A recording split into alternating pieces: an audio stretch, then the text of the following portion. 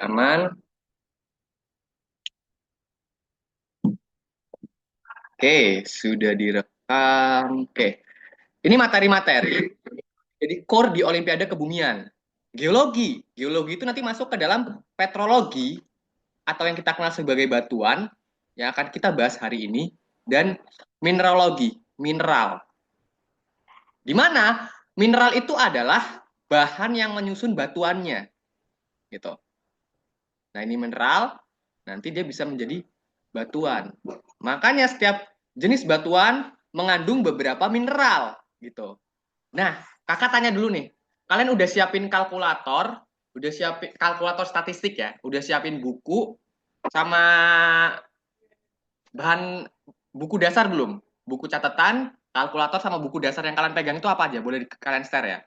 Kalau yang belum punya kalkulator, ya sebisa mungkin punya ya, karena kan ngitung kita. Kalau ngitung nggak pakai kalkulator kayaknya susah banget karena kita persatuan, per sin kos, tangen. Kalau nggak pakai kalkulator tuh agak susah. Siapa yang di sini belum punya kalkulator statistik? Mana nih? Udah punya semua kan? Kalau udah punya semua, tulis punya Kak gitu. Oke, Sania punya. Belva gimana Belva?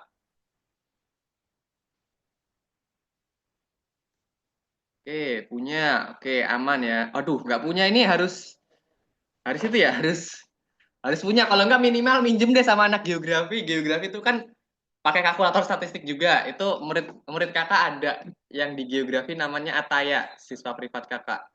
Ataya kelas 11 kalau nggak salah gitu. Nah, ini harus banget karena apa? Oke, di aku nih Debra nih nggak punya nih. Nanti harus punya ya, entah minjem entah beli di tempat ada kok kayaknya yang harga 50 ribuan. Karena apa? Nanti di materi oke di geologi dan petrologi ini kita belum ada hitungan. Tapi di meteorologi dan klimatologi ini ada hitungannya gitu. Ini kita mempelajari meteorologi teknis. Nah, meteorologi teknis itu bagaimana kita bisa menghitung gaya Coriolis, bagaimana kita bisa menghitung gradien geotermis. Nah, ini kan segala sesuatu yang perlu kita buktikan secara hitung-hitungan. Kalau kalian nggak ada kalkulator, agak ribet kalian gitu. Nah, sekarang kakak tanya nih, yang IPA berapa orang di sini? Yang IPA berapa orang? Yang IPS berapa orang? Ya guys, ntar guys, kakak izin nutupin dulu guys.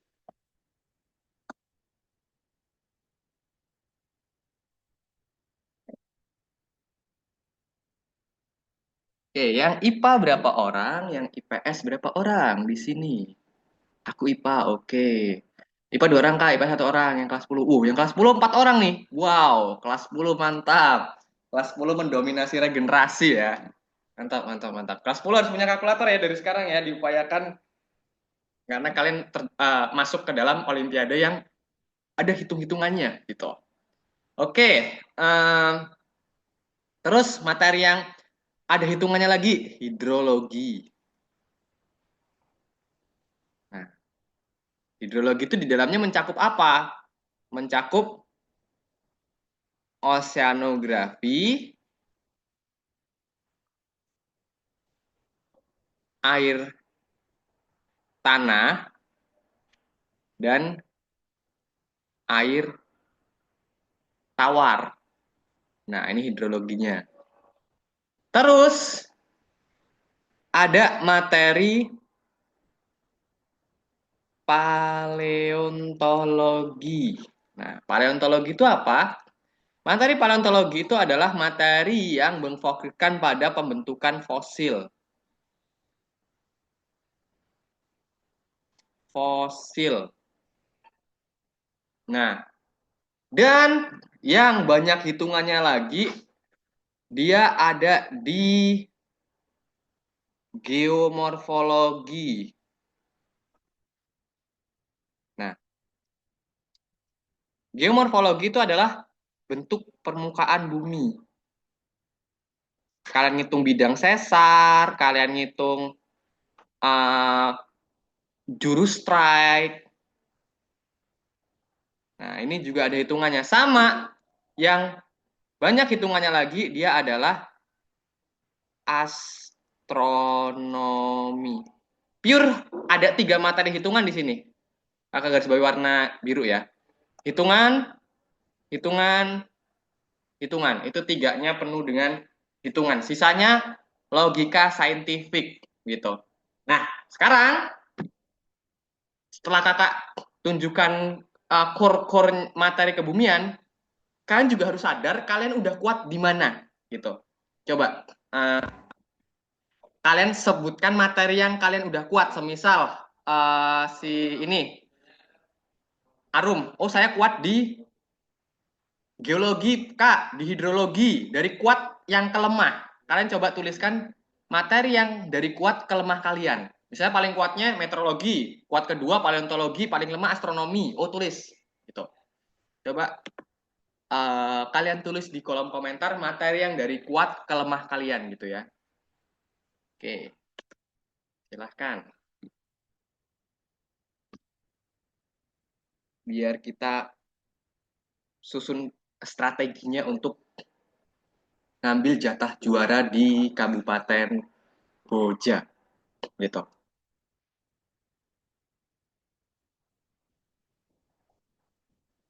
Oke,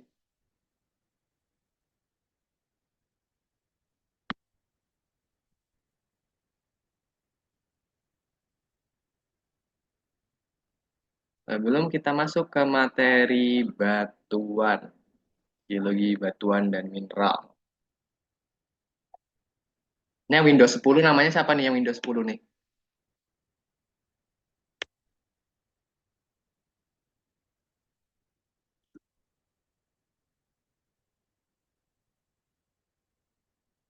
Oke,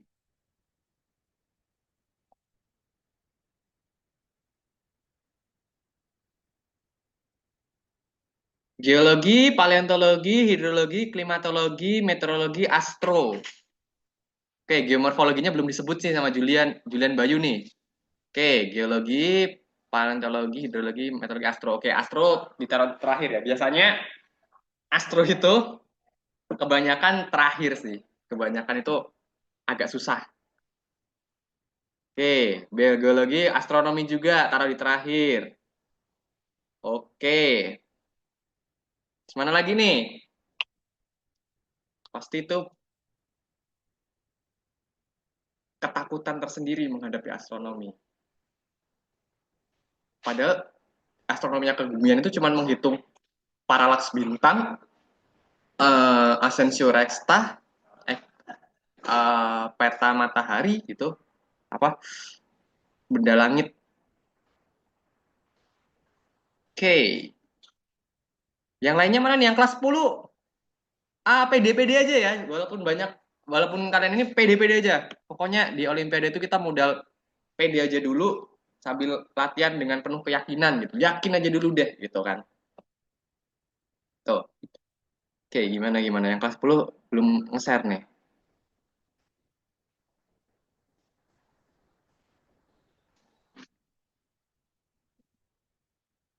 Meteo, astro, meteo, klimato, geologi, geomorfologi, hidrologi, paleontologi, astronomi. Iya, sepakat ya. Kayaknya semuanya kalian takut astronomi deh. Nanti astronomi kita di pertengahan. Kita medium, susah, materinya geologi dulu yang medium. Habis itu paleontologi dulu. Habis itu astronomi dulu. Baru habis itu yang susah-susah lagi. Kita gitu formatnya. Karena kalian ternyata lemah di astronomi. Karena pengakuan kalian ya sebelum itu. Oke, good job. Sekarang kita move ke core inti materi kita yaitu uh, petrologi dan mineralogi. Oke. Oke, apalagi astro. Astro itu memang harus penalaran fisika dan logika dasar matematika itu main ya, gitu. Nah, kita hari ini skopnya fokus ke geologi dasar. Geologi dasar. Nanti kalau udah kakak jelasin materi ini, kalian bisa ngerjain soal. Soalnya kalau kakak takutnya kalau belum dapat materi ngerjain soal nanti kalian anjlok gitu kan. Nah, bagaimana geologi dasar ini kita mengkaji yang namanya kulit bumi. Nah, ini yang kelas 10 harus kalian ketahui banget bahwasanya kan bumi itu terdiri dari 4 lapisan utama nih. Nah, intinya di sini adalah kalau geologi ini dia gabungan kimia dan fisika. Sorry, tulisan kakak jelek. Fisika. Karena apa? Dalam struktur bumi kita, oke, kakak harus buat mindset kalian bumi kita itu bulat ya. Adakah penganut bumi datar di sini? Gitu. Dalam mindset bumi bumi bulat itu kan bumi itu terdiri dari beberapa lapisan yang udah maybe kalian tahu banget yaitu inti dalam, inti luar, astenosfer, sama kerak. Nah, nah keraknya inilah yang kita sebut sebagai litosfer, gitu. Yang di atas kerak ini banyak terdapat batuan dan mineralnya. Nah, sekarang kakak tanya dulu nih, dalam lapisan bumi ini nih, tenaga utama penggeraknya itu apa sih? Yang bisa membentuk bentuk permukaan bumi, bentuk rupa, yang bisa ngebentuk batuan, gitu. Oke, ada yang bilang magma. Oke, kalau kakak tanya lebih dalam lagi, senyawa kimia dari magma apa nih? Ya guys, senyawa kimia dari magma. Oke, bener nih, Belva, magma. Tapi Olimpiade menuntut kita tahu semuanya, guys. Nah, Olimpiade itu menuntut kita tahu semuanya. Karena apa? Semua kemungkinan bisa keluar di Olimpiade. Itu yang harus kalian garis bawahi. Makanya kita lihat nih, magma yang keluar dari lapisan mantel atau astenosfer ini lapisan mantel. Nanti kalau ditampilkan secara vertikal ini gini nih. Ini gunungnya. Ini di tengah sini ada batas lapisannya. Nah, ini ada zona rambatan magmanya. Nah, nanti di sini ada batas antara si litosfer ini dengan astenosfer. Nah, batasnya ini adalah yang kita kenal dengan lapisan Mohorvix.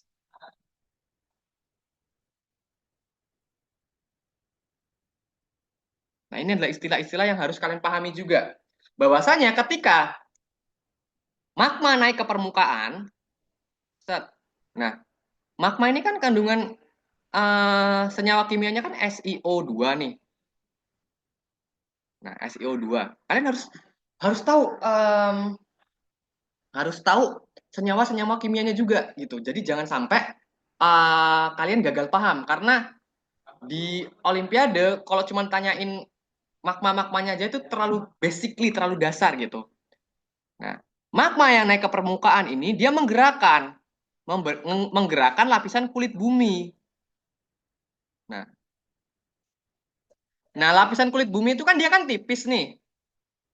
Dia dibagi dari lempeng samudra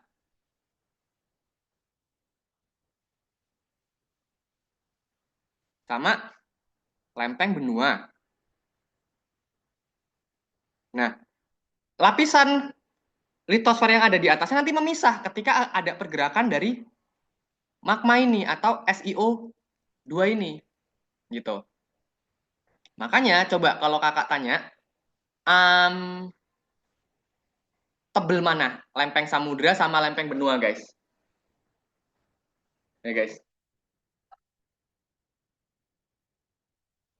Tebel mana lempeng samudra sama lempeng benua? Ya.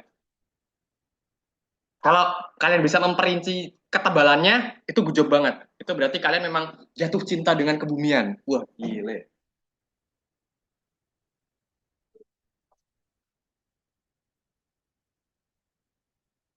Yuk, all in, all in. Ayo. Ingat, di latihan salah nggak apa-apa, salah nggak apa-apa.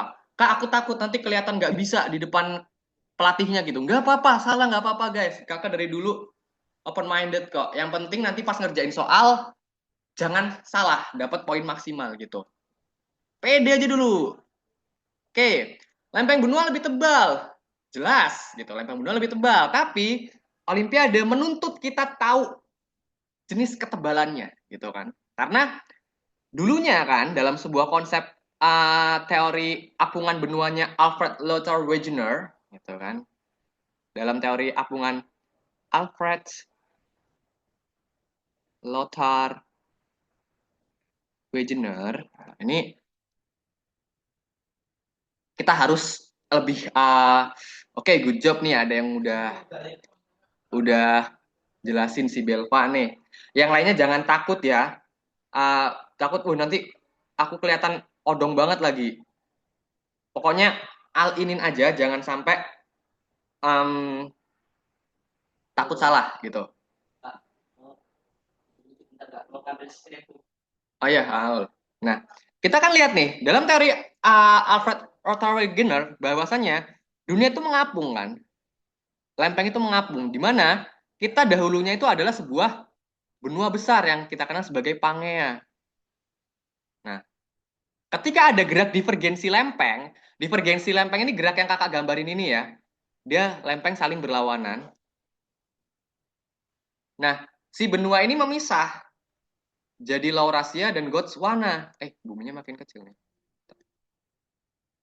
Nah, ingat di sini kalau semisal kalian belum paham, tanya aja ya, karena ini kita pure latihan, bener-bener latihan. Nah, kita jadi Laurasia yang jadi cikal bakal Eropa dan Asia, sama Gondwana yang jadi cikal bakal Afrika dan Amerika Selatan. Nah, itu kan karena pergerakan lempeng ini nih, yang diakibatkan oleh zona perambatan magma, gitu. Tapi, uh, tadi Belva bilang ketebalan lempeng 30 sampai 50 km. Oke, good job. Itu lempeng benua gitu. 30 sampai 50. Tapi lempeng samudra ini dia lebih tipis karena apa? Samudra itu kan jelas dia di lautan. Dia bisa berkisar 0 sampai 17 km gitu. Makanya ketika dalam ada zona divergen ini, kerak buminya itu dia memisah. Nah, pemisahan ini dia menimbulkan yang namanya, kalau dalam oceanografi yang kakak gambarin biru ini adalah mid-oceanic ridge. Ini kalian pada bawa HP semua kan?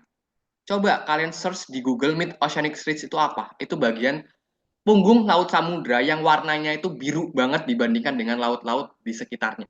Nah, kalian boleh cek di HP kalian sebelum kita masuk ke materi uh, viskositas magma. Gitu. Kita kalau udah paham konsep magmanya ini, kita bahas kenapa sih kok magma itu ada yang bisa langsung keluar, kok ada yang enggak gitu. Kita harus belajar yang namanya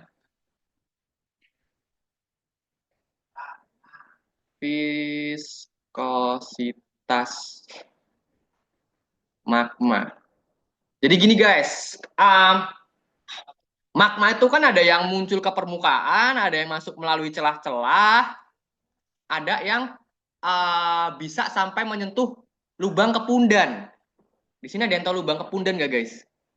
Lubang kepundan itu adalah lubang yang berada di atas gunung berapi. Nah, ini lubang kepundan nih.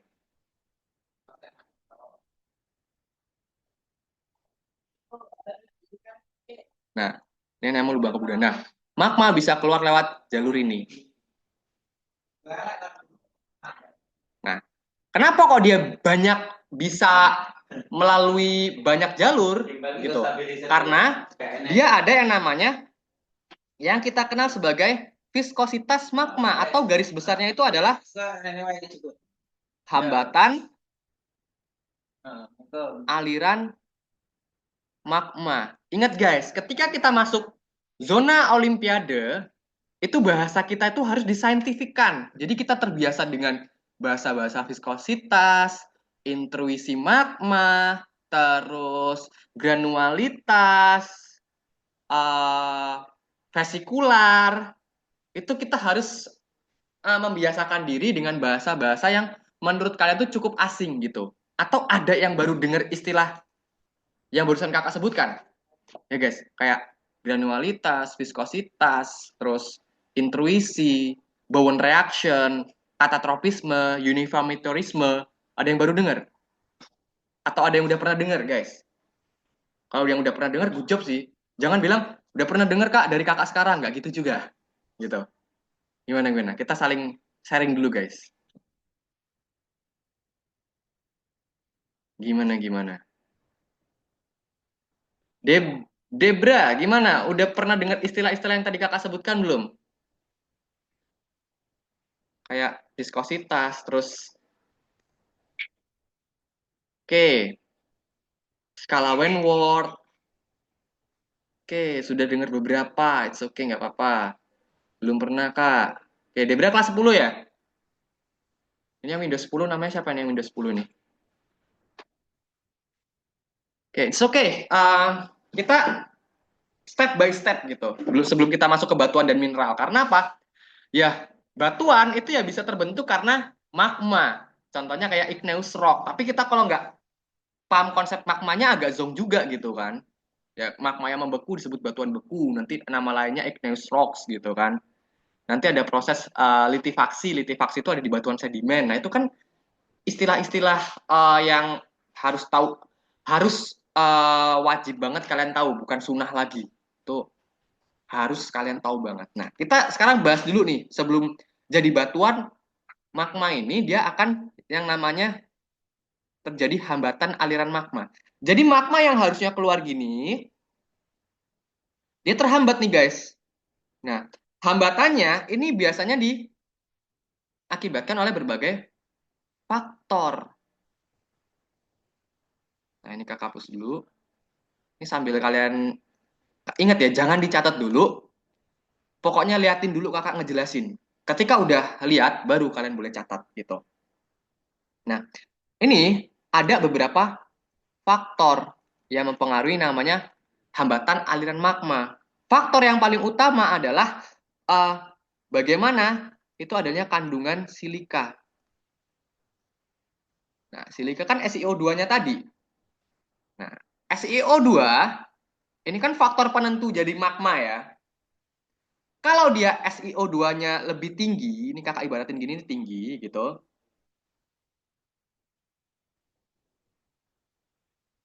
Nah, ketika dia viskosi SiO2-nya 2 tinggi sama dengan dia viskositasnya tinggi. Gitu.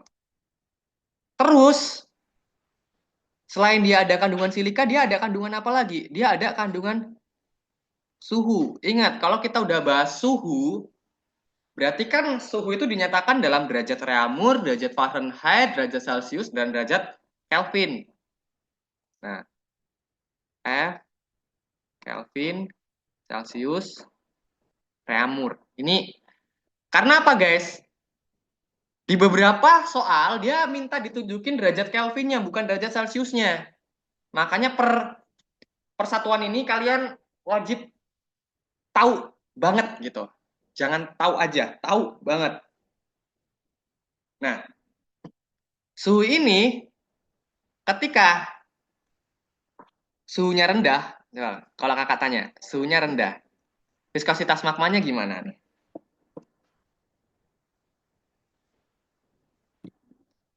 Suhu rendah, otomatis, ini ingat, ini laju aliran magma. Kalau suhunya rendah, magmanya gimana tuh? Pasti akan rendah juga. Kalau rendah sama dengan viskositas turun ya. Ini kan kakak gambarnya yang atas ini viskositasnya naik. Watt. Kalau suhunya rendah, viskositasnya turun. Ikut rendah juga. Tapi kalau suhunya tinggi, otomatis viskositasnya juga akan tinggi gitu. Nah, terus dia ada faktor kandungan gas juga. Karena apa? Magma yang makin dalam, ini kakak perjelas lagi, ketika dapur magmanya itu dalam, nah, dapur magma dalam,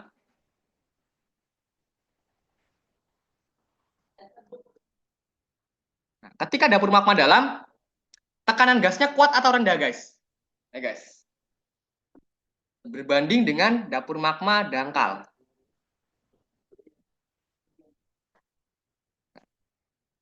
Ini dapur magma dangkal. Menurut kalian, tekanan gasnya itu akan lebih kuat dapur magma dangkal atau dapur magma dalam, guys? Ini sambil kita bahas-bahas. Bahas-bahas, guys. Oke.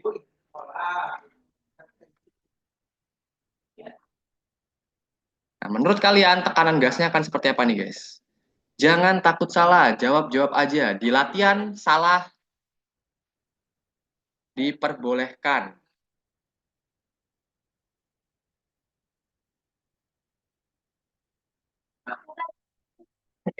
Gimana, guys? Oke.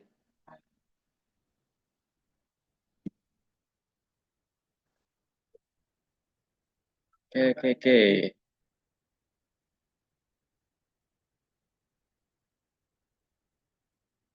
Konsepnya tadi masih sama. Ketika dapur magmanya dangkal, itu tekanan gasnya seperti apa dan dapur magmanya dalam, tekanan gasnya seperti apa, guys? Oke, itu konsep dasar di ilmu geologi yang wajib kalian ketahui. Jawab aja, jangan takut salah. Yuk, jawab yuk, bisa yuk. Oke, guys. Oke, ini ada yang menjawab. Sandi Pak Julian. Saya Sandi Pak Julian izin pernah ya. Semakin dalam, semakin besar tekanan gas. Oke, yang lainnya mana nih?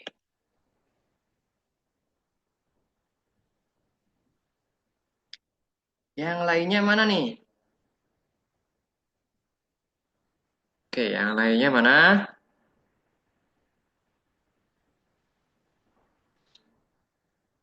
Ini kalian sambil makan snack nggak apa-apa ya, karena materi kita berat.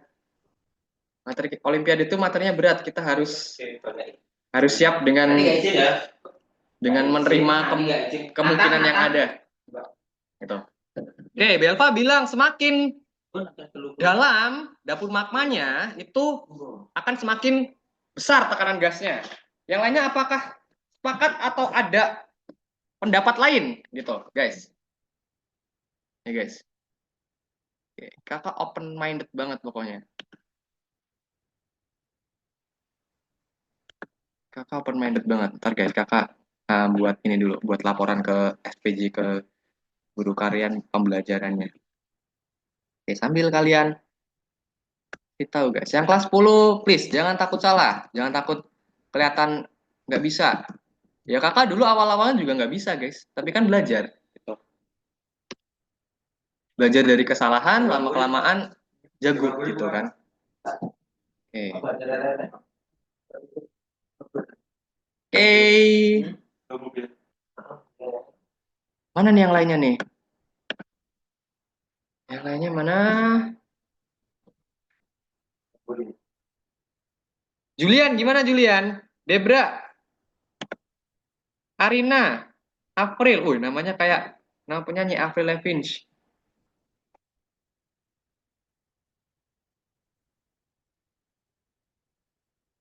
Gimana, guys?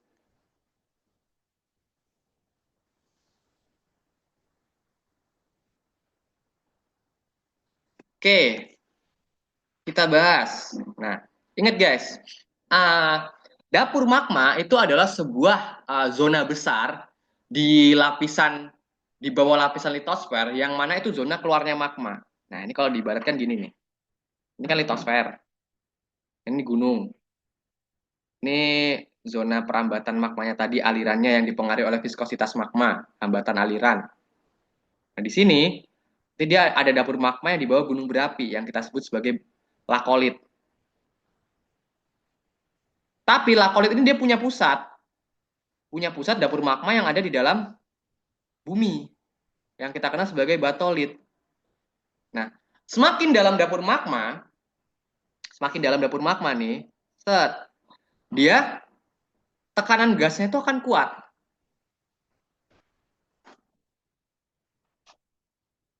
Dapur magma,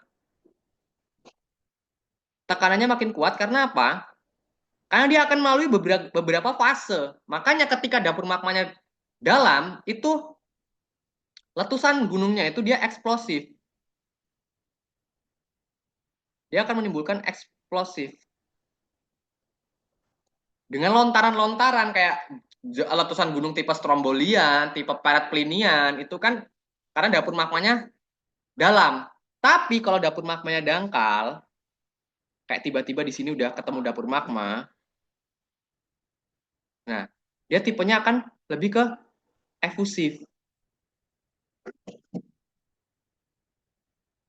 atau tidak sekuat letusan eksplosif. Eksplosif kan itu kan kayak nama lain dari sebuah ledakan besar gitu ya, ledakan eksplosif yang sifatnya merusak.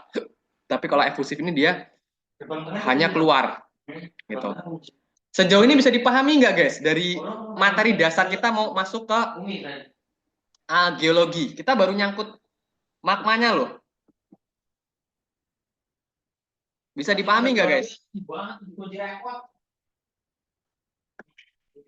Oke, yang paham boleh tulis ya di kolom komentar, bisa tulis ini. Pokoknya belum paham, tanyakan lagi. Belum paham, tanyakan lagi gitu ya.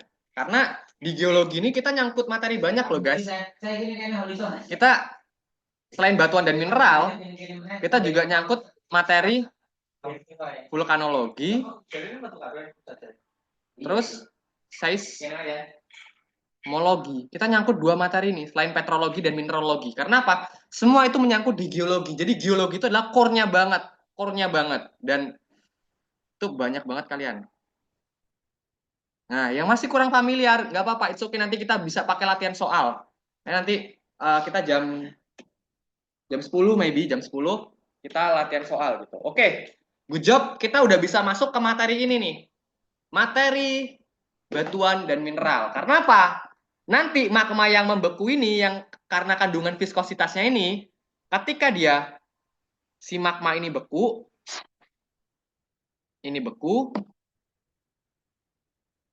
dia jadi igneous rock. Nah, yang kelas 10, igneous rock itu adalah batuan beku. Gitu. Nanti dia masuk ke dalam siklus batuan. Siklus batuan itu ada beku, sedimen, metamorf. Sorry, tulisannya agak amburadul. Ini karena mejanya nggak rata ini.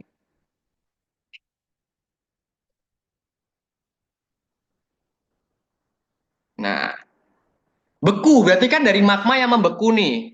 Dari magma yang membeku. Sedimen berarti dia ada campuran dari segala sesuatu atau partikel-partikel yang mengendap melalui proses transportasi, deposisi, sampai litifaksi. Ingat guys, nanti ada litifaksi sama likuifaksi. Dua-duanya hampir sama, tapi maknanya jauh beda banget. Ini yang bahaya di kebumian. Kebumian tuh banyak istilah-istilah sama gitu. Makanya kalian hati-hati banget di kebumian. For your information, materi kebumian kakak itu udah sampai pelatnas 2. Jadi pelatnas 2 itu yang kakak dapat dari teman kakak yang udah dapat medalis OSN, itu ngasih materinya ke kakak karena dia tahu kakak dari OSN Geografi pindah ngerangkap jadi pelatih OSN Kebumian juga gitu. Makanya itu yang sering, itulah apa legasi kakak yang waktu itu kakak turunkan ke Boja dan sekarang kakak turunkan di SMA 1 Sukorejo gitu. Karena biar ada pembaharuan di Kabupaten Kendal gitu. Sebelumnya kakak juga ngelatih di SMA NU Brongsong juga gitu. Nah, jadi kita kembali ke sini. Nanti habis batuan sedimen itu ke metamorf. Morph ini artinya apa dalam bahasa Inggris? Nah, ini yang penting banget buat kalian. Di sini ada yang ikut English Club nggak? Morph itu bentuk, meta itu gabungan. Iya, iya. Ya, iya. Nah, jadi dia adalah bisa jadi gabungan antara batuan beku dan sedimen yang kemudian termasuk lagi ke dalam zona ini, zona batuan. Nah, dia nanti jadinya batuan metamorf. Makanya metamorf ini adalah batuan yang dalam tahapan siklus itu batuan paling terakhir. Jadi siklusnya beku, sedimen, sama metamorf ini, guys. Metamorf itu adalah batuan yang telah berubah bentuk yang bergabung dengan yang tadinya dia terdiri dari beberapa jenis batuan. Gitu. Ini adalah basically materi yang ya wajib banget kalian ketahui secara detail gitu. Nah, move kita ke batuan batuan beku dulu. Oke, baik. Kalau ini udah masuk ke materi PPT nih. Ini bukan PPT, ini PDF. Nah, kakak share dulu. Nanti PDF-nya akan kakak share ke kalian.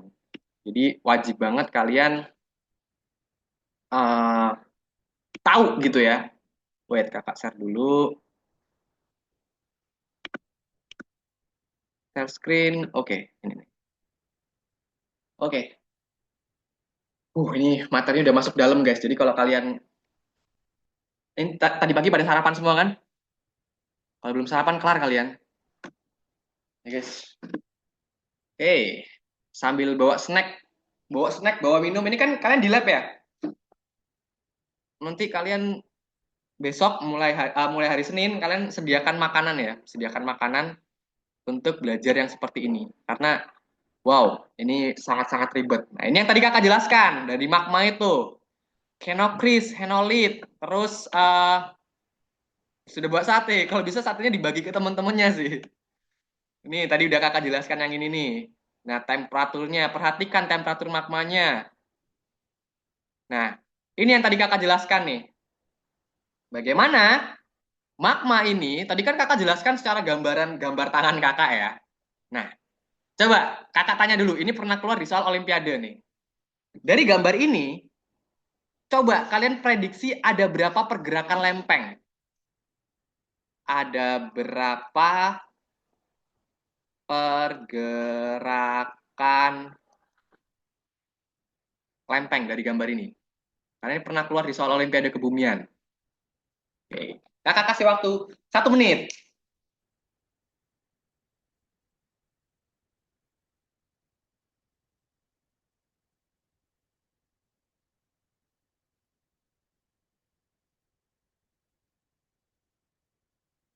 Oke, kakak kasih waktu 1 menit.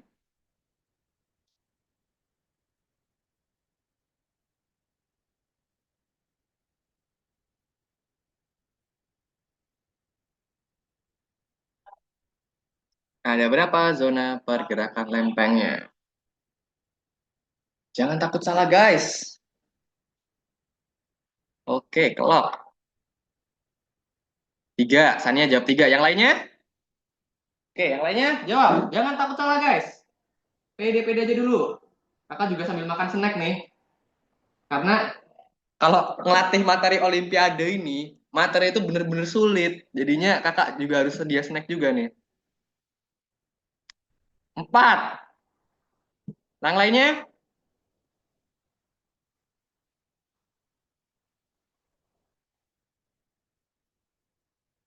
Yang cowok nih belum jawab nih.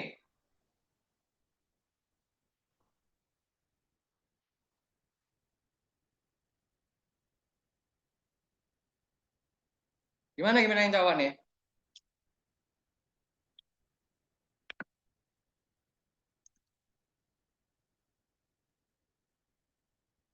Oke,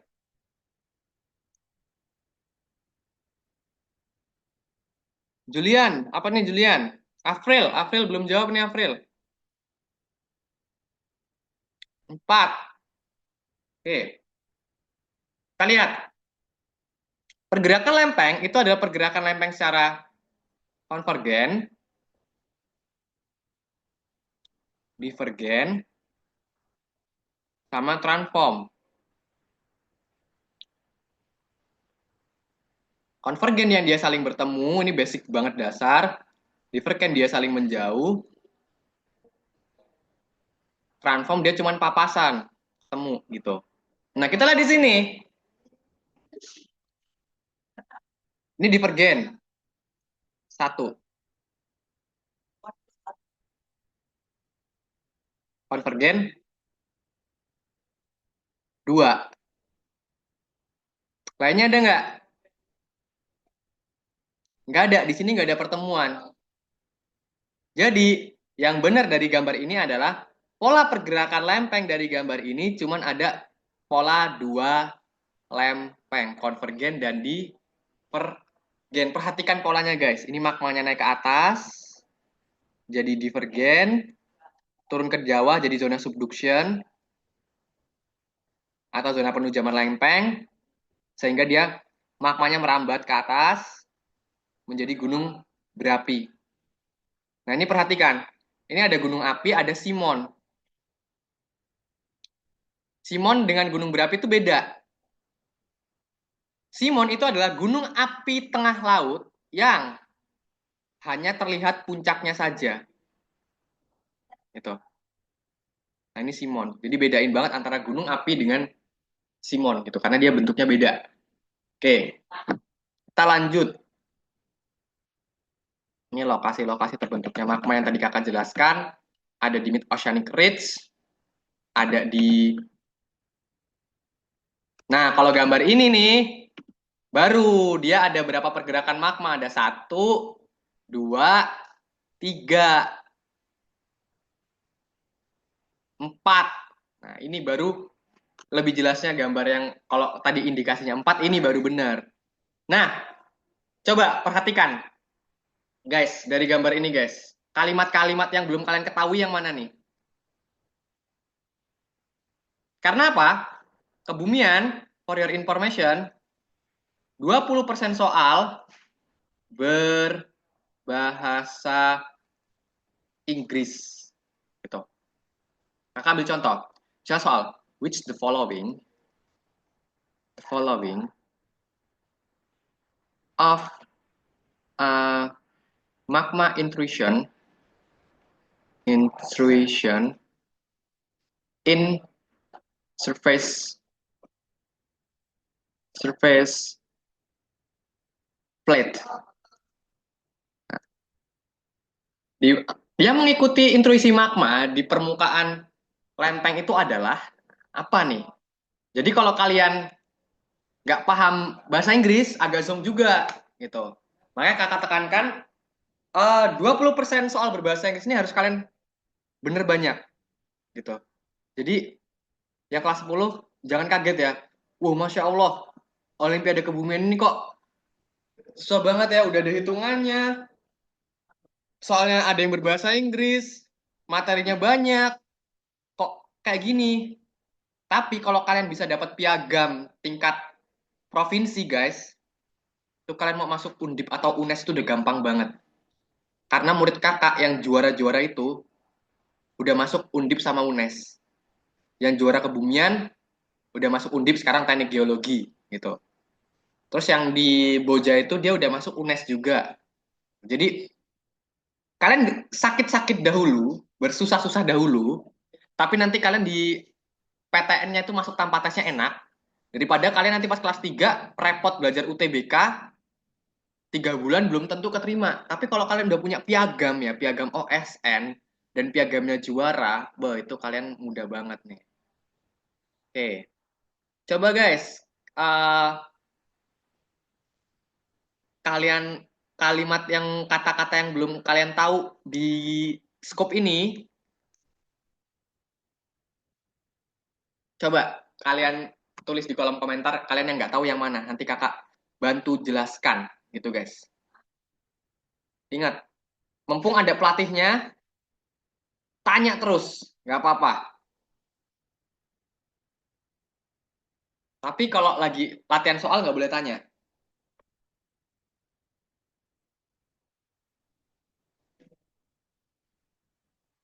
Ayo guys, tanya guys, kalian yang belum tahu yang mana. Lab. Oke. Oke. Mana lagi nih? Yang kelas 10, yang kelas 10, apalagi yang kelas 10 nih, pasti asing banget kalimat-kalimat seperti ini. Jadi jangan sampai kalian nanti ada soal kayak gini, nggak tahu apa analisisnya. Itu zonk banget yang kelas 10. Kayak waduh ini ngandelin hoki. Hoki itu cuman kepakai satu dua kali gitu. Hoki cuman kepakai sekali dua. Tapi kalau analisis-analisis kayak gini kalau kalian nggak tahu agak zonk kalian. Oke, Kakak jelaskan dulu yang pertanyaan dari ini ya. Siapa? Sania Arum. Nah, Oceanic Interplate Island. Kita lihat nih. Oceanic Interplate Island ini adalah zona tektonisme dan vulkanisme yang terjadi di setiap pulau.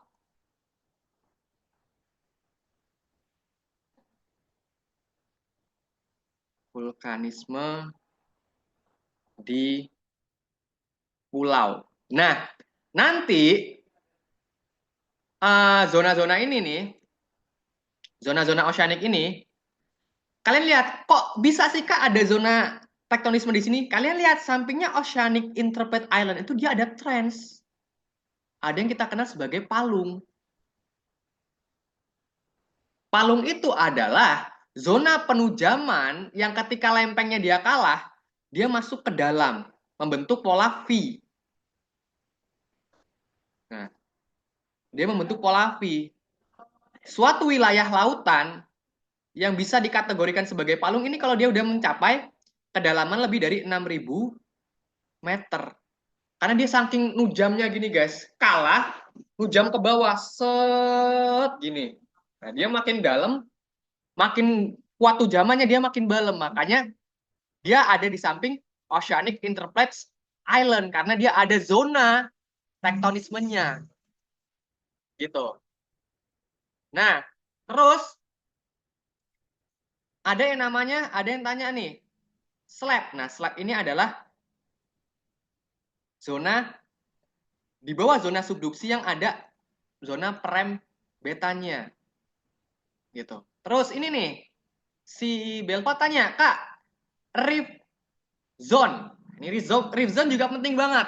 Apalagi kalau kalian nggak bisa mendeskripsikan suatu wilayah itu ada rift zone-nya apa nggak. Biasanya rift zone ini ada di, lihat nih, ini di zona apa nih? Zona divergensi lempeng.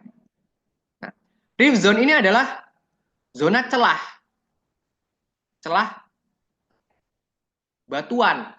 Kalau dia di bawah sini nih, yang di bawah sini nih, dia nanti jadinya rift valley atau celah lembah. Gitu. Nah, kebetulan ini ada di zona patahan. Kenapa kakak bisa tahu? Coba perhatikan. Patahan itu selalu menimbulkan yang namanya bidang sesar. Nah, zona-zona yang kakak gambarin ini nih, ini kan zona ini nih. Nah, nah di sininya ini, di zona rift zone-nya ini, nah, ini yang kita kenal sebagai rift zone, dia ada di yang namanya patahan. Gitu. Sedangkan yang ini, dia yang kita kenal sebagai lipatan. Bahasa Inggrisnya lipatan itu fault. Makanya Samsung fault itu Samsung lipat gitu.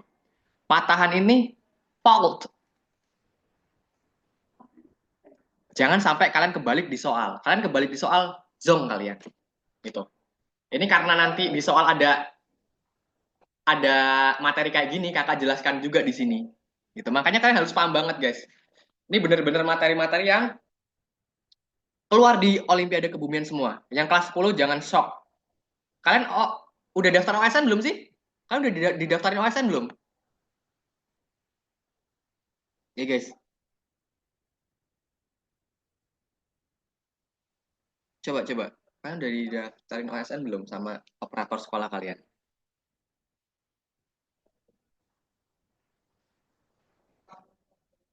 Belum ya? Oke, kemungkinan OSN-nya tanggal berapa? 24 atau 26 Februari? Nunggu seleksi 5 orang ya.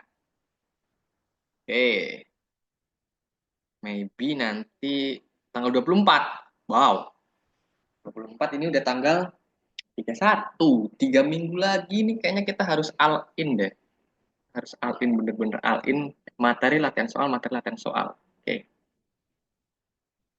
Nah, kita lihat tadi.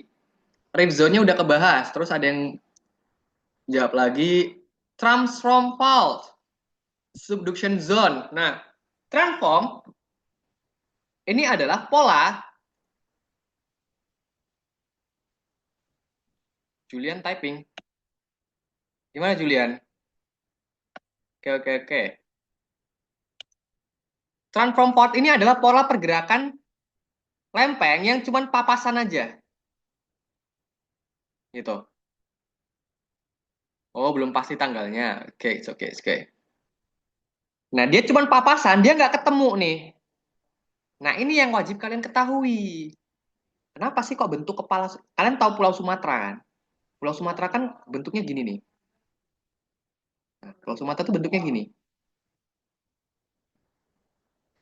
Kenapa kok Pulau Sumatera bentuknya gini sih? Nggak gini aja, Kak. Nah, gitu. Kenapa? Karena di Pulau Sumatera itu ada pergerakan patahan yang sangat besar. Yang kita kenal sebagai patahan semangku.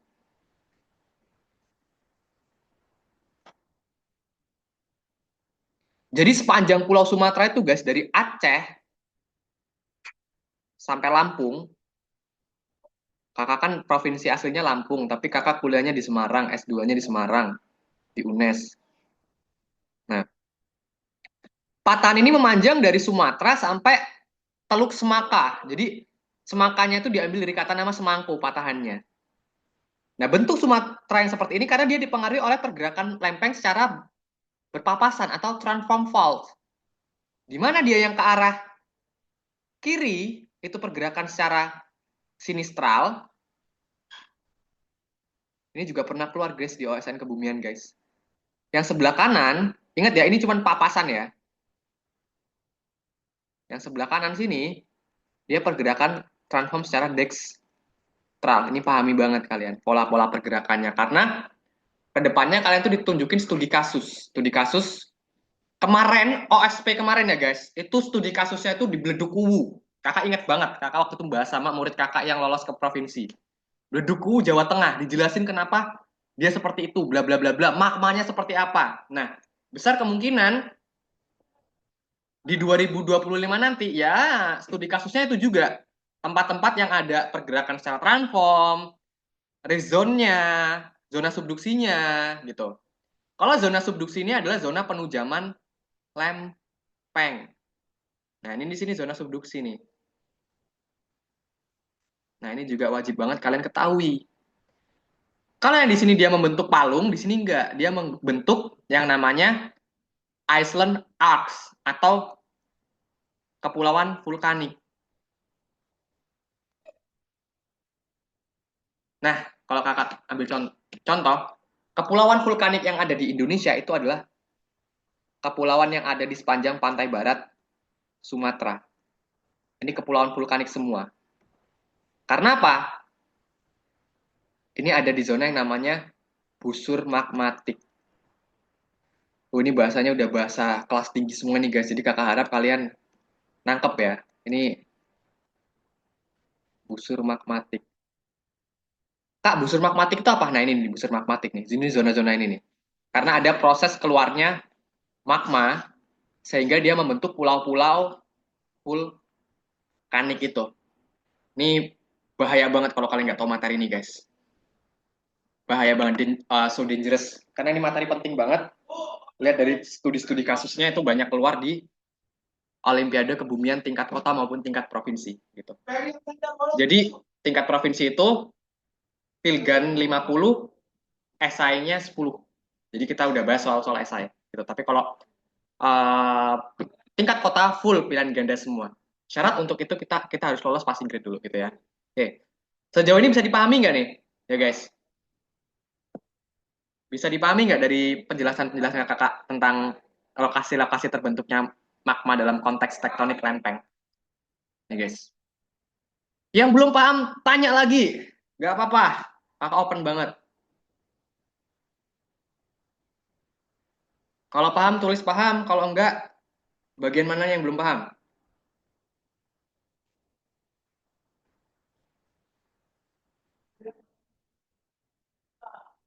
Oke.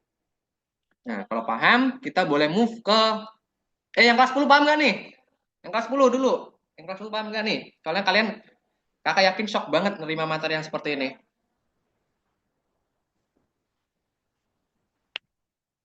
Paham nggak nih yang kelas 10?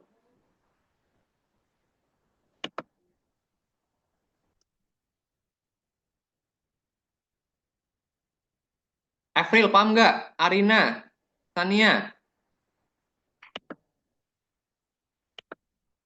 paham. Oke, ketika kita udah paham, ingat nanti ini ada beberapa keluar di soal ya. Soal yang harusnya kalian kerjakan tapi uh, gurunya lupa ngasih. Kakak shock, aduh harusnya bisa pembahasan hari ini malah gurunya lupa ngasih. Nah ini nanti yang kakak jelaskan dulu. Ini kan tadi zona subduksi nih. Zona subduksi ini kita belum masuk batuan aja udah seribet ini guys. Karena apa ya? Batuan terbentuknya dari zona-zona ini, gitu. Zona subduksi ini adalah ketika lempeng ketemu lempeng, satu lempengnya kalah.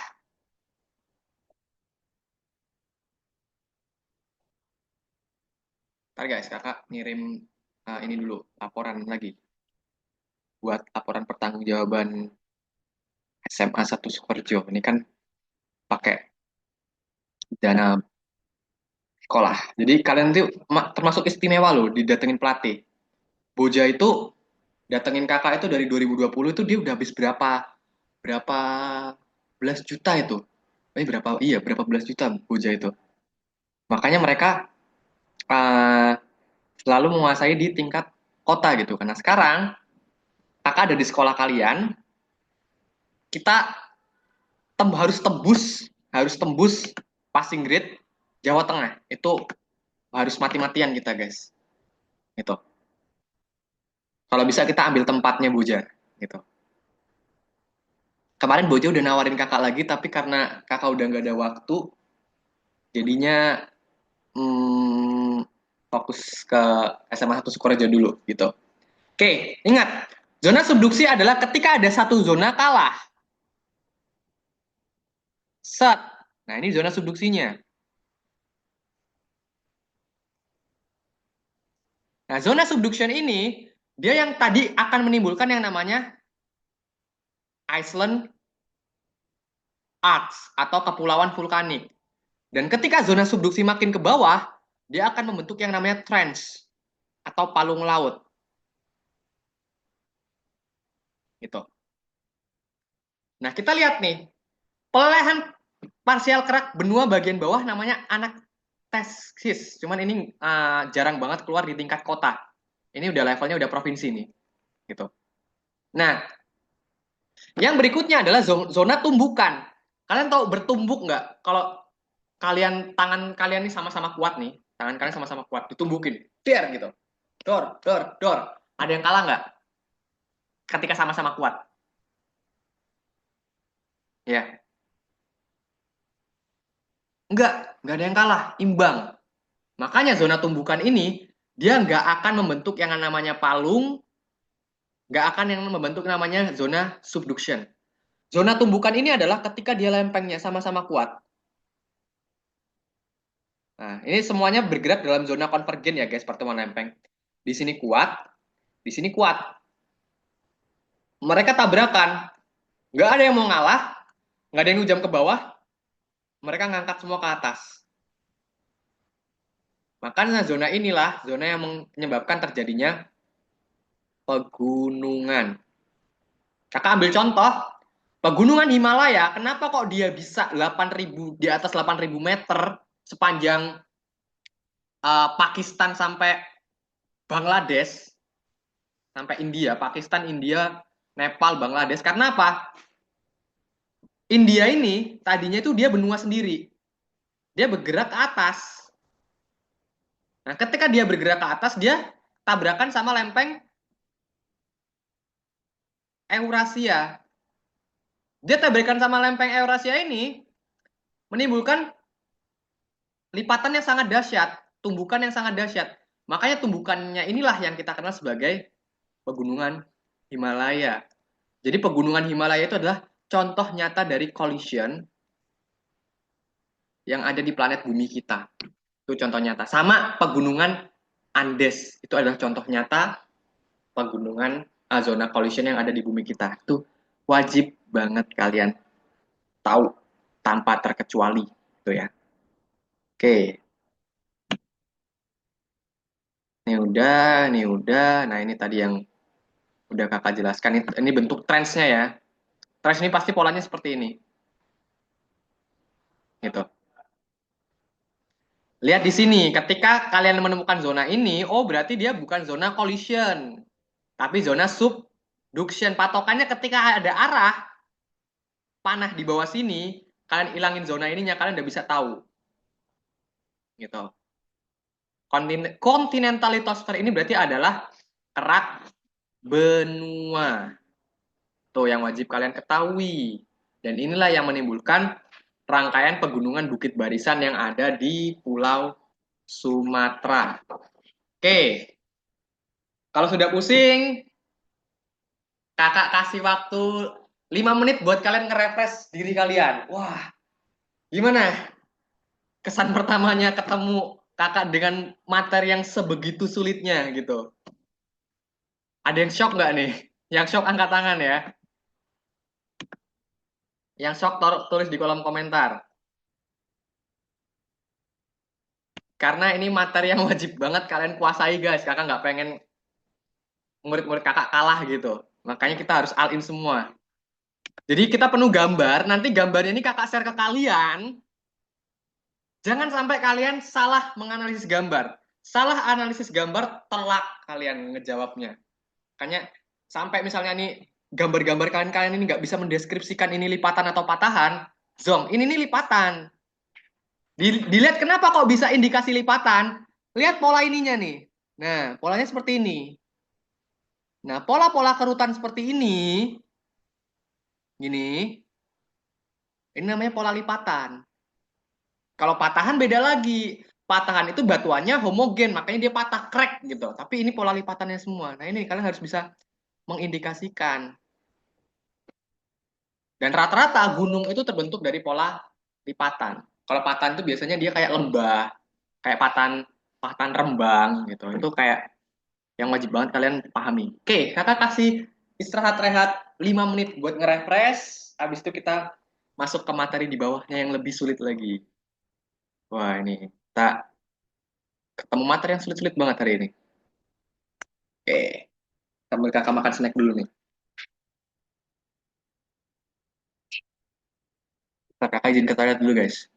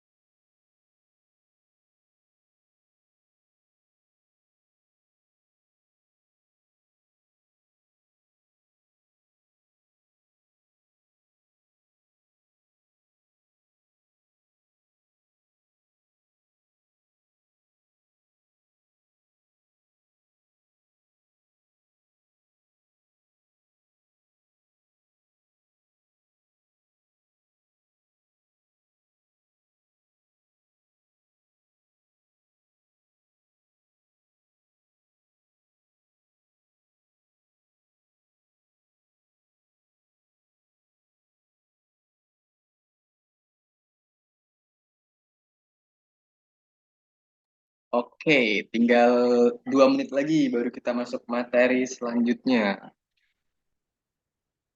Wow, ini masih banyak banget nih guys.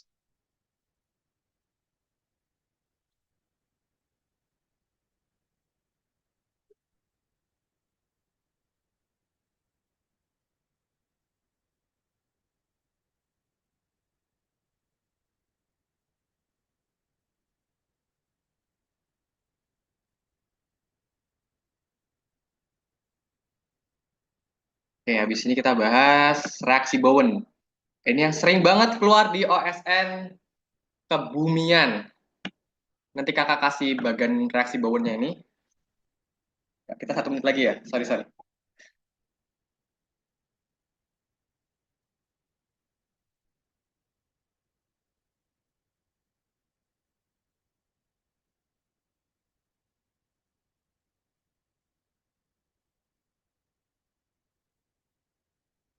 Oke, sebelumnya ada yang pernah denger reaksi Bowen nggak nih? Ini sering banget keluar di Olimpiade kebumian. Baik di tingkat kota maupun tingkat provinsi. Sebelumnya di antara kalian ada yang pernah dengar reaksi Bowen?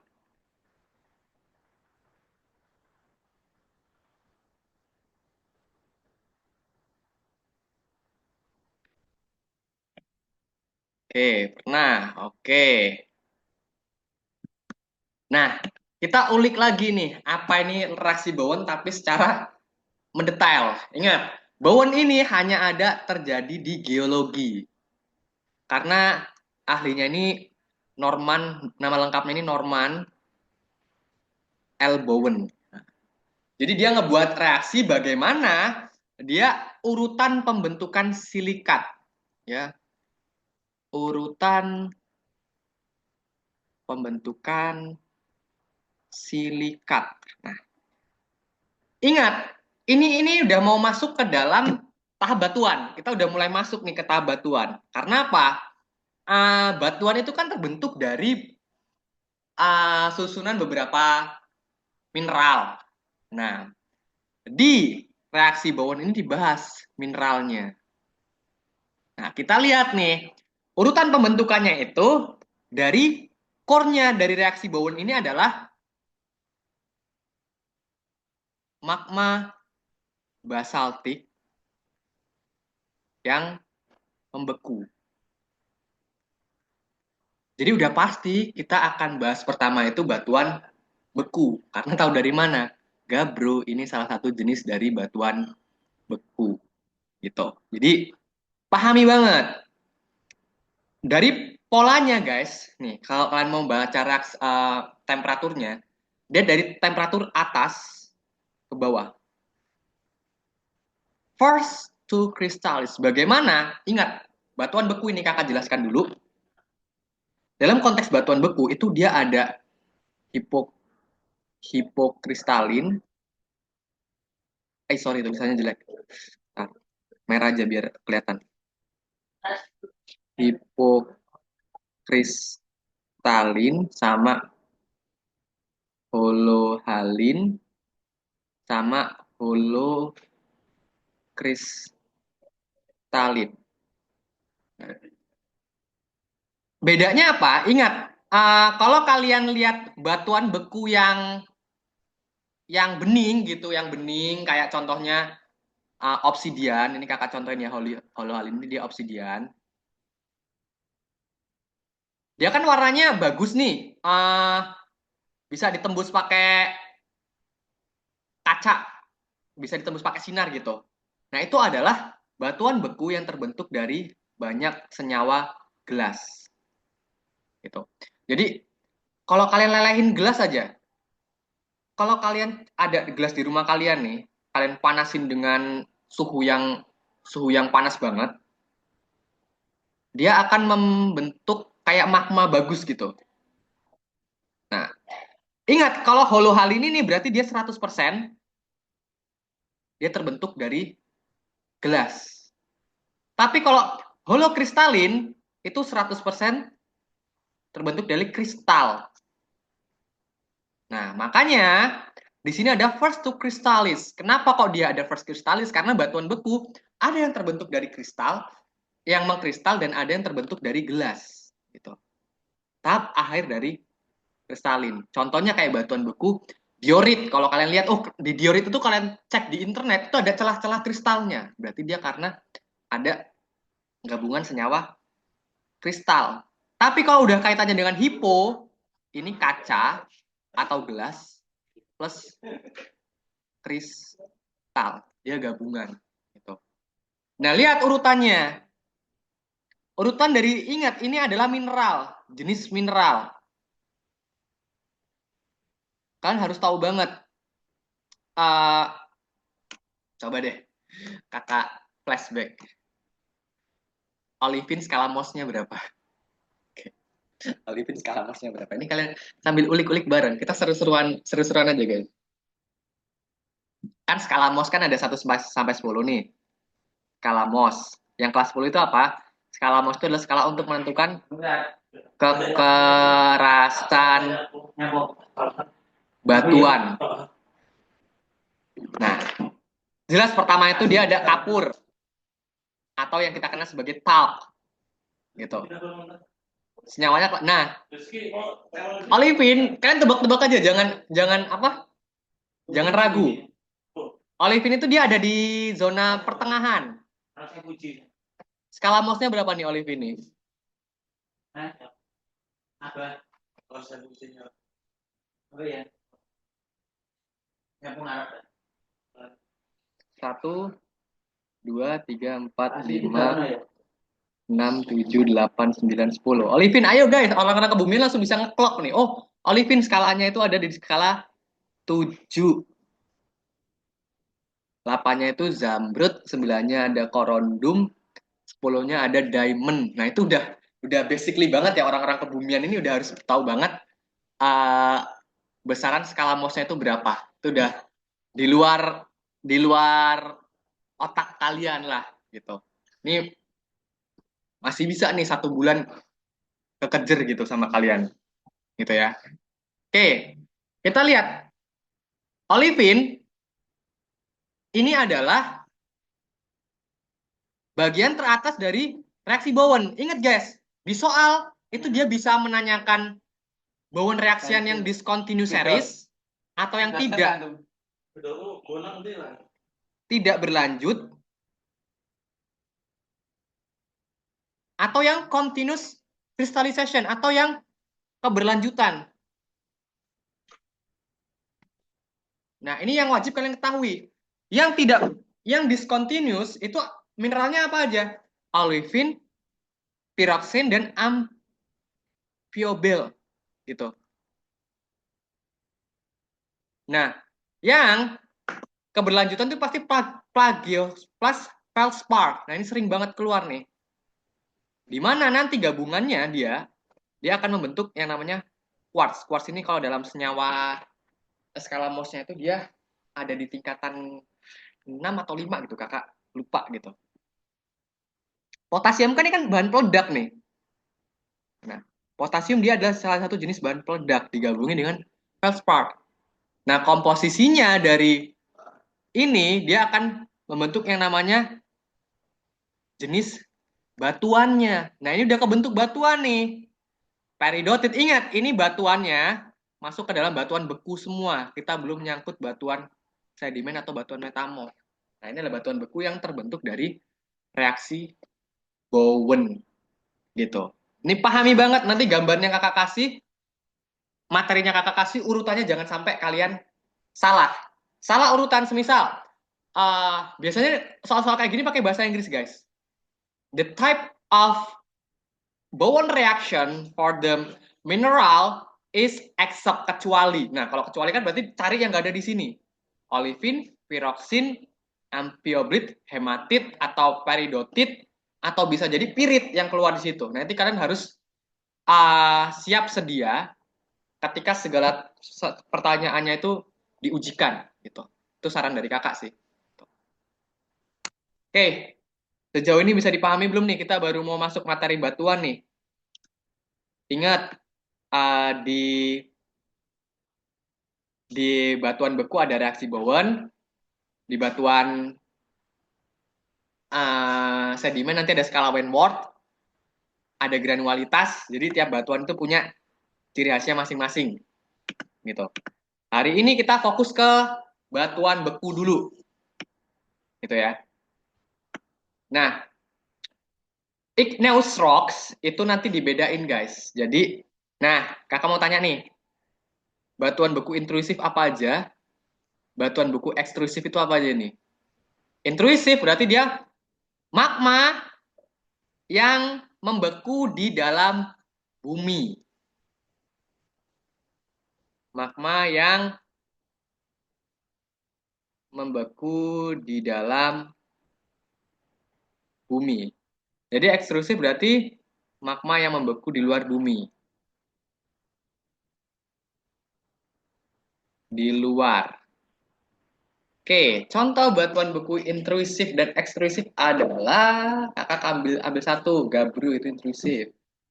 Oke, yang lainnya mana nih? Ini kalian harus tahu banget ya jenis-jenis batuannya karena ya itu yang ditanyain.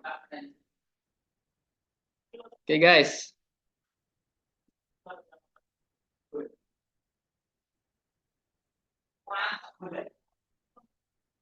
tadi kakak kasih clue. Gabro, apalagi granit, diorit. Oke, yang belum tahu bisa dicatat. Granit, gabro, granit, diorit. Yang ekstrusif, silakan kalau yang nggak tahu eksklusif. Ya guys,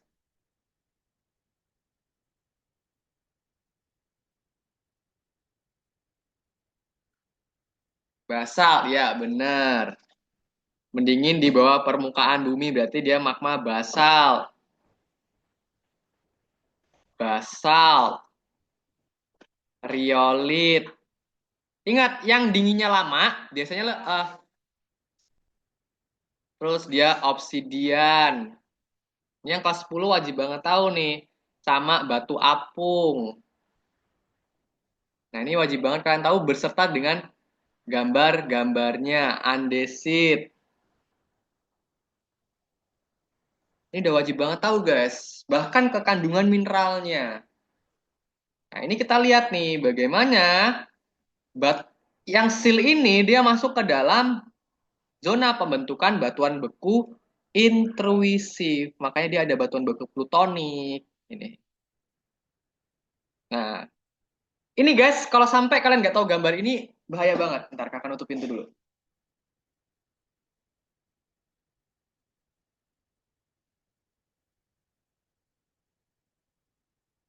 Nah, dike.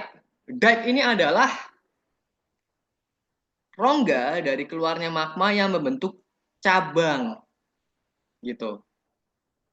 Lakolit tadi udah kakak jelaskan, dapur magma yang ada di permukaan bumi. Batolitnya di bawah sini nih. Nah, istilah-istilah kayak gini yang dalam geologi nggak ah, wajib banget kalian ketahui. Nanti ada batuan plutonik gitu. Plutonik itu kan berarti kebentuk banget pas di bawah batolit nih.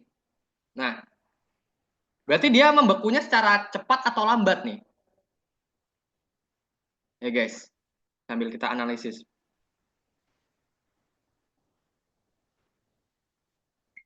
Granit ini yang kakak tulis ini nih, dia salah satu contoh batuan beku plutonik gitu.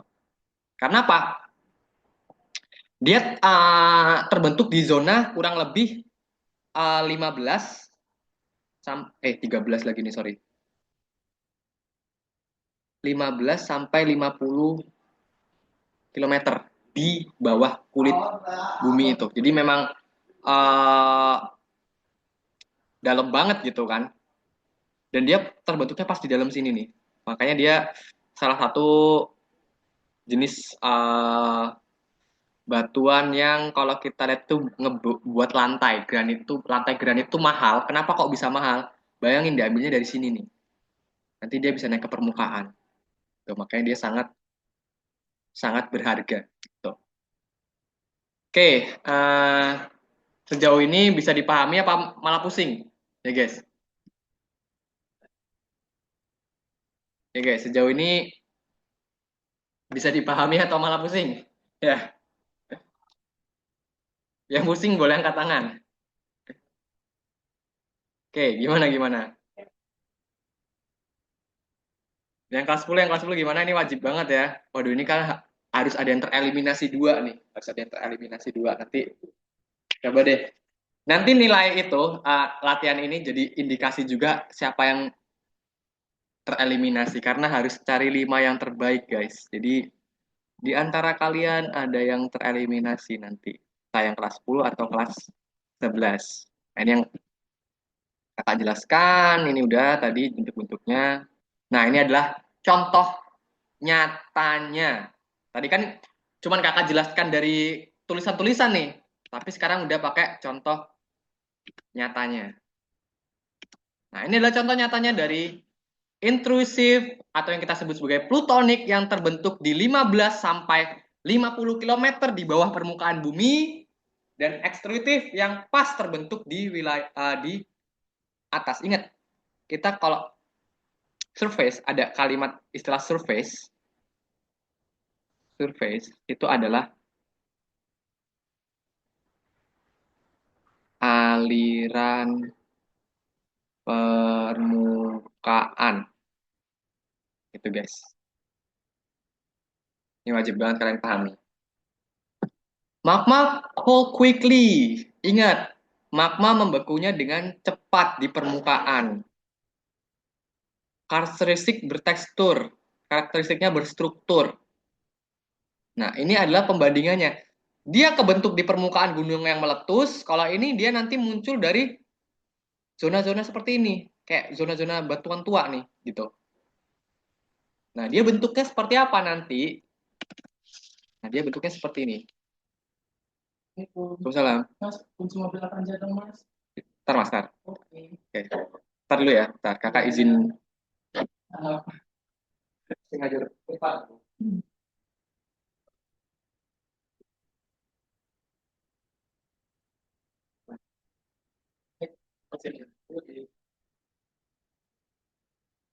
Oke, ini adalah tempat-tempat terjadinya nih. Nah, kalian juga harus menganalisis ini kok kenapa volcanic next ini adalah proses hasil dari akhiran dari gunung berapi. Dan ini kenapa dia bisa membentuk sebuah kaldera? Biasanya dia membentuk sebuah kaldera ketika letusan gunung berapinya itu sangat besar sehingga setengah dari bagian gunung berapinya itu hilang. Dia membentuk kaldera. Contohnya kayak ada di Gunung Tambora gitu. Nah, ini pernah keluar juga Mesa ini pernah keluar. Mesa pernah keluar yaitu bentukan dari bentang alam vulkanik yang berbentuk persegi hampir membentuk persegi panjang. Tapi kalau butek itu adalah zona kerucut, zona kecil. Ini adalah bagian-bagian yang pernah keluar di soal OSN kebumian. Jadi, wow, serinci itu ya OSN kebumian. Oke, nah ini adalah contoh batuannya. Nanti ini kakak share ke kalian. Baru nanti jam 10 kalian bisa latihan ngerjakan soal. Oke, ini kakak kirim di grup ya materi ini ya. Nanti pahami banget. Nah, ini sampai ingat, kalian tuh pahami sampai ke warna-warna batuannya. Gitu. Nah, kakak ambil contoh yang ini nih. Dari teksturnya dia beda. Fine, berarti dia terbentuk secara bagus nih. Dia rapih. Bisa lihat bedanya kan. Oh, ini pure nih. Warnanya hitam semua, pekat gitu kan. Tapi kalau coarse granite atau uh, plutonic, dia ada celah-celahnya. Kenapa? Ingat, vulkanik itu magmanya membeku dengan cepat. Jadi dia madatnya itu cepat. Paham nggak guys? Ya, kayak dia itu madatnya sangat cepat gitu. Sedangkan quartz dia lambat. Ketika lambat, dia pasti ada membentuk celah-celah. Nah, ini yang namanya kristalisasi yang kakak sebutkan. Jadi dia ini adalah holokristalin gitu. Ini memang bahasa-bahasanya asing semua ya di kalian. Jadi kalian memang harus tahu sedetail mungkin. Nah, ini adalah pernah ditanya di soal. Tekstur dari batuan beku itu apa aja? Ada unsur faneritik, apinatik, poritik, dan fragmental. Ketika kalian nggak tahu ini semua, ini agak zonk. Karena apa? Kita lihat di sini. Faneritik, dia kristalnya itu terlihat dengan mata lanjang. Contohnya kayak tadi ini di atas. Nah, ini kalian bisa lihat kan? Nyata banget bentuk kristalnya. Ini kelihatan jelas nggak di gambar kalian, guys? Coba tulis di kolom komentar, guys. Kalau nggak jelas, ini kakak zoom lagi nih. Ini kakak zoom lagi nih. Nah, kan kristalnya tergambar jelas nih. Tuh, titik-titiknya.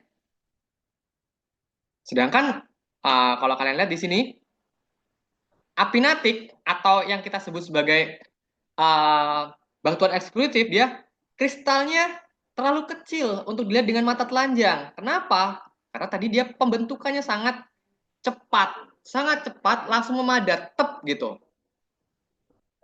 Nah, kalau porfiritik dia punya dua bagian yang berbeda di mana ada pembesaran dari kristal gitu.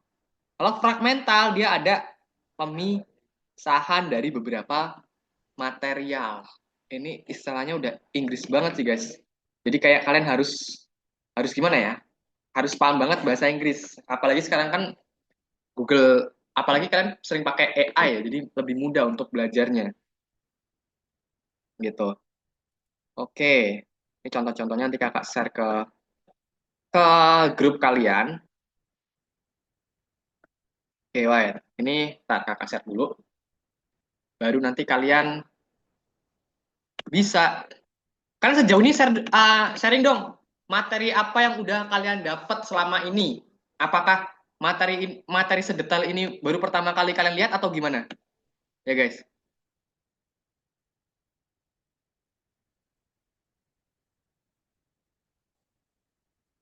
Ataukah baru pertama kali kalian dapat materi sedetail ini? Atau pernah sebelumnya?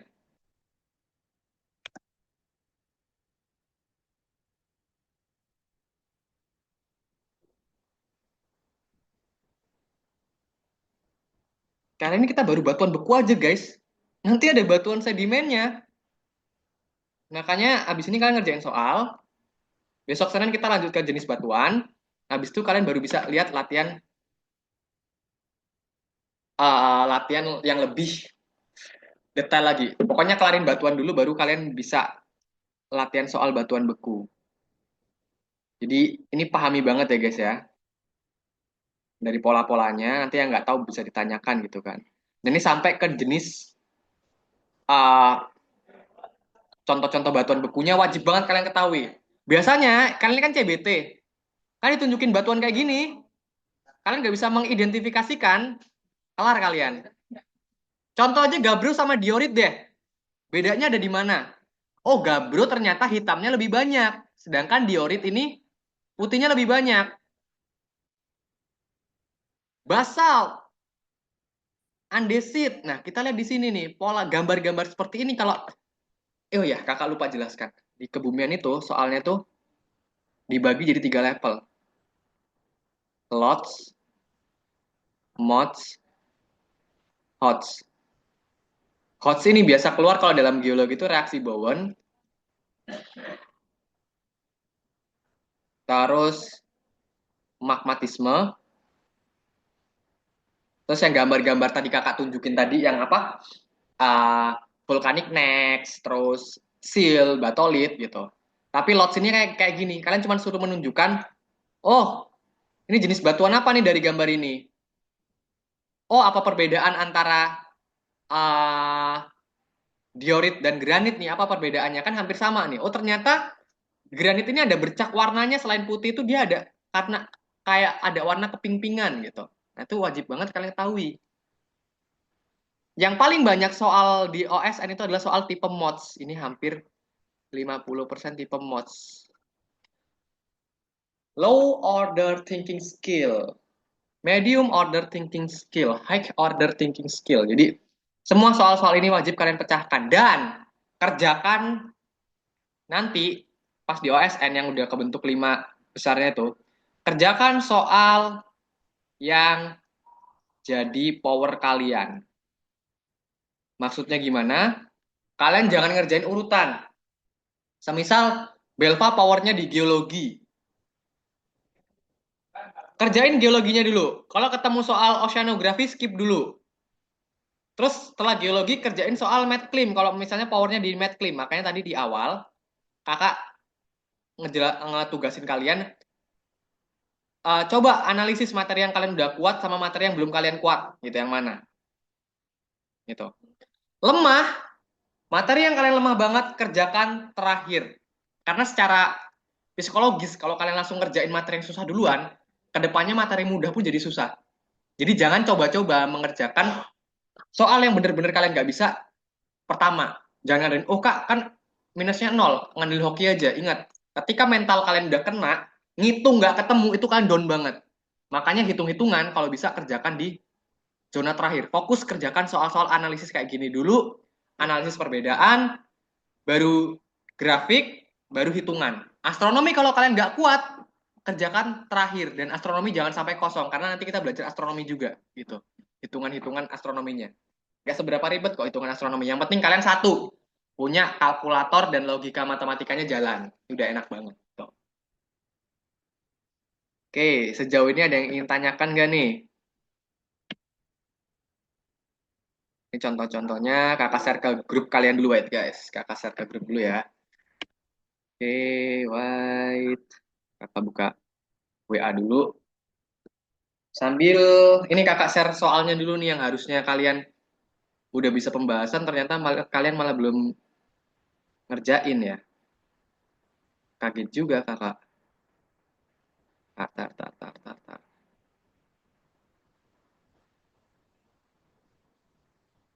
Ini soalnya dulu ya kakak kirim ya.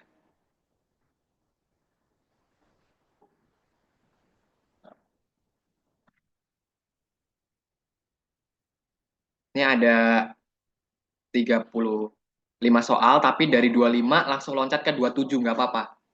Ini langsung, kalian ini ya, langsung ada poinnya. Maksudnya ada poinnya itu adalah benar plus 2, salah min 0. Ini kakak kirim ke ini kalian dulu. Grup kalian dulu. Ini udah ke kirim ya. Oke. Terus kakak kirim materi yang barusan kakak jelaskan. Nah, guys.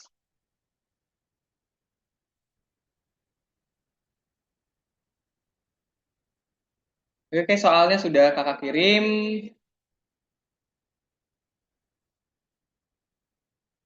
Ingat, no open book, no searching Google, murni jerih payah kalian sendiri. Benar plus 2, salah min 0. Pokoknya pede aja, biar kakak tahu poin kalian tuh udah berapa gitu, udah layak belum. Nah, bisa kalian kerjakan sambil kakak ngirim materi yang barusan kakak jelaskan ke kalian. Oke. Dan satu lagi, jangan mencontek.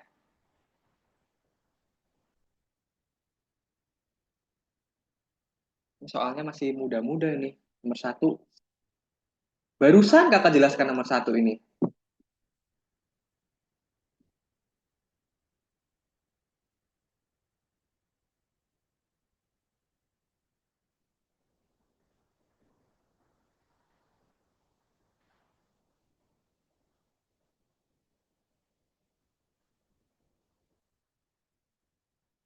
Ini masih soal-soal tipe lot semua ya. Yang mods-nya masih kakak simpen, yang hostnya masih kakak simpen kalau kalian dapat beberapa materi yang cukup Oke, oke, sini loading. Silakan boleh dikerjakan dari sekarang.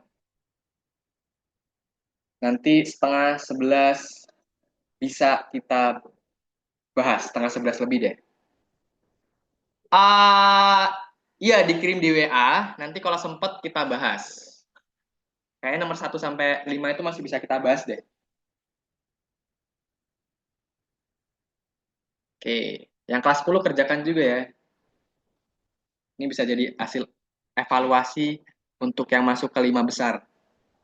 Jadi kerjakan semaksimal mungkin.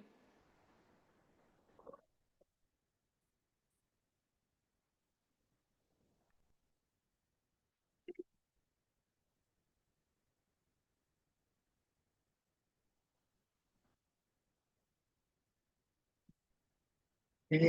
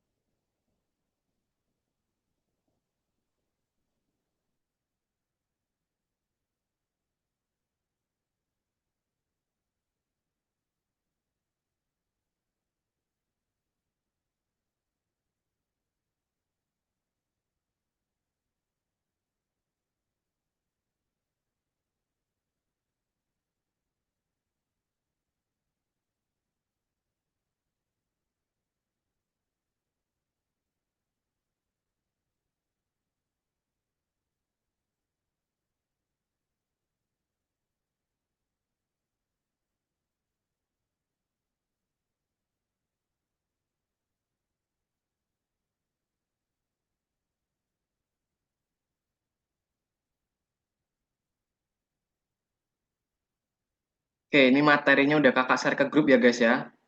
Pahami banget detail-detailnya. Kalau perlu kalian catat di buku catatan kalian. Semisal kalian tipe belajarnya itu deskriptif, ini penting banget buat kalian. Udah kakak kirim ke grup. Materi yang 2 jam tadi kita bahas.